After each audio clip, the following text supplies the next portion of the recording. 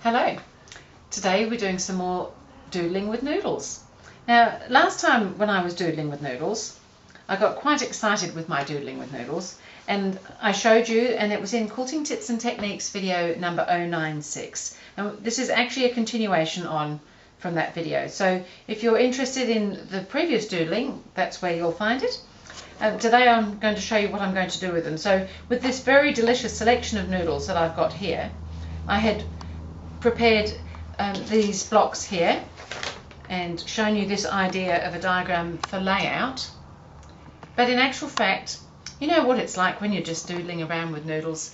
There just comes this idea that maybe you need a little bit more flavour somewhere. So I've added a little bit more flavour in. So here we've got a little bit more of this flavouring because we quite like this flavouring. We just added a little something, and then even some of this flavouring. So I'm not really sure what flavouring it is, but added into the mix, it just seemed to go very nicely to me.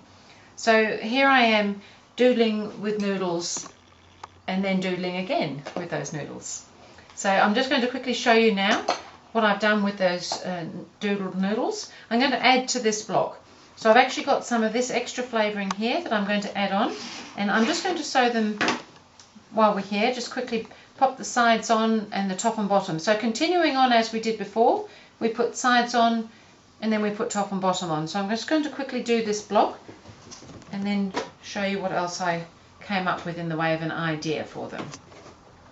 So just popping the sides on first, just using your 1/4 inch seam allowance as we've been doing, just making this block one round bigger.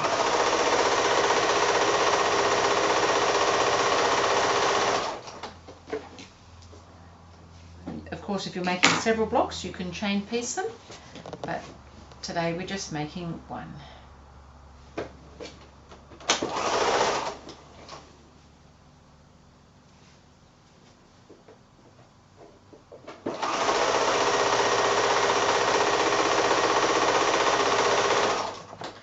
And that's the sides on already. That didn't take very long. And I'll just quickly press those. As you know, I like to press as I go.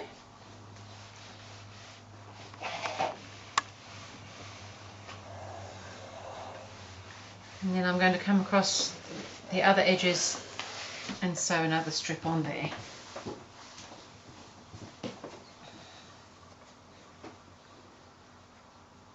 Noodles are so delicious.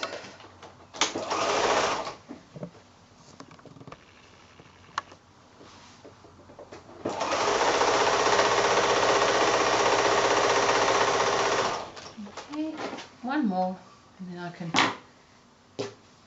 show you what I've come up with. It's quite exciting, this doodling with noodles.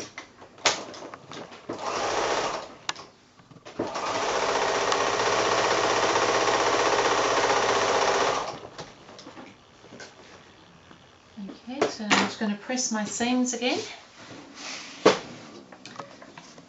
Now, if you remember, the block that we had made previously measured I think it was 5.5 inches by 8 inches. I'll just double check that. Yes, 5.5 that way, and it measured 8 going that way. So now that I've added an extra round, we've got a block that measures 7.5 inches and hopefully 10 inches. And yes, we're pretty much on target. So just so that you know, that's the sort of size, because the noodles are 1.5 inch wide strips, you're adding on that inch at each end each time. So now we've got a problem because this doesn't fit this anymore, but not to worry, I've done a little something else ahead of time, and I've already done the other block. So this was with the other noodle that I had added into the mix, this other colour. I've already popped the surround on the opposite block. So that was this block, and the one that I've just done was this block. So still sticking with that positive negative type feel, but now I'm going to just do something else with these. I'm going to lay them on my cutting board here, using my measurements on my board to help me. I'm actually going to cut that in half. So because it's 10 inches long, we're going to cut it at 5 inches because I've got that sitting neatly on the 10. Oops, this is not looking so good. but we're going to do the same with this other one. And same thing at the 5-inch point, and now I'm going to join them back together again. So I'll quickly pop those through the sewing machine so that you can see what that's going to look like. So it's quite fun to be making something and then change direction, we hope. So again, just your 1/4 inch seam. Now just keep an eye on your seams. Try and match up where all your seams meet so that you get a nice join at that line. Don't really want disjointed noodles, do we? Can happen though.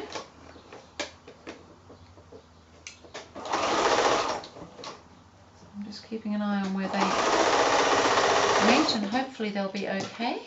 Just do this second block. So you need to have, if you're going to do something like this, you need to have the same number of blocks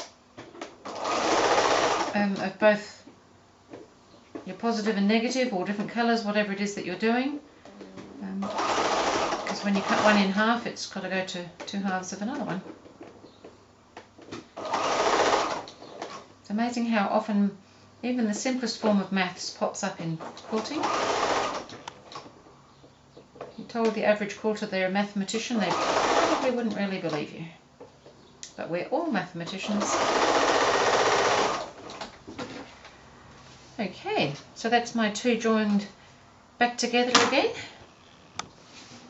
I'll just give them a quick press and hope that our seams are where we'd like them to be.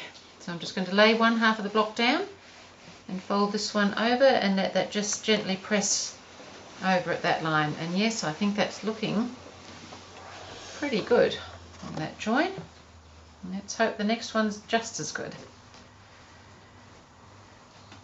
So I've laid down the same colour each time, and just press the seams all the same way. And there's a reason for that, because when I pop them together, I was thinking I might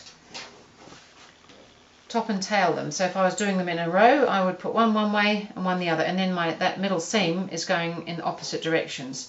So what I've ended up with now is adding to my positive and negative effect of these particular noodle blocks, and I have actually already done a couple more of them so that we can get a better idea of what a bit more of it would look like.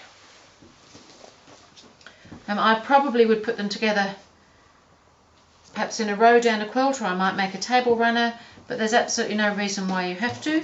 You could join these 2 together and create all sorts of different concepts where you've got that half and half thing going, and you get this funny little, we might move these up a bit so you can perhaps see a bit better.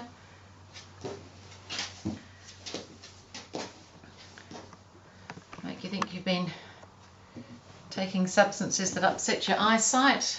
All sorts of fun things that you can do. Or again, you could just repeat them in that sort of way. But I'm probably going to actually make a table runner with these, although there's never any knowing, because these noodles have a little mind of their own. Or perhaps a panel down a quilt where you've got perhaps more of this darker colour either side of them, perhaps even wider than this, but just gives you a bit of an idea how a row of them can look set just as a row rather than necessarily a repeat block throughout a quilt. And I find that quite appealing, the way that's doing that.